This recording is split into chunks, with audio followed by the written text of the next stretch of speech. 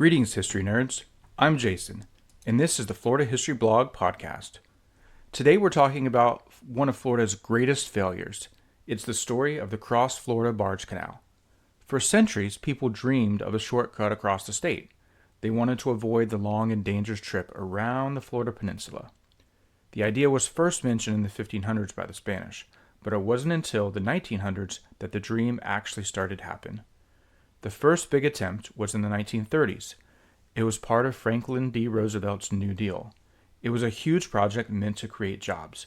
The project ran out of money and stopped when World War II began. The idea came back to life in the 1960s. President Lyndon B. Johnson saw it as a way to help the economy. This time they started building it for real. They dug out miles of canal. They built locks and dams. It looked like the canal was finally going to be a reality. However, this was the start of the modern environmental movement. Activists like Marjorie Harris Carr raised serious questions. What would the canal do to Florida's water? And what would happen with all the animals and plants along the way? These concerns, along with growing public opposition, eventually stopped the project. In 1971, Richard Nixon officially shut it down. He said the environmental damage was far too great.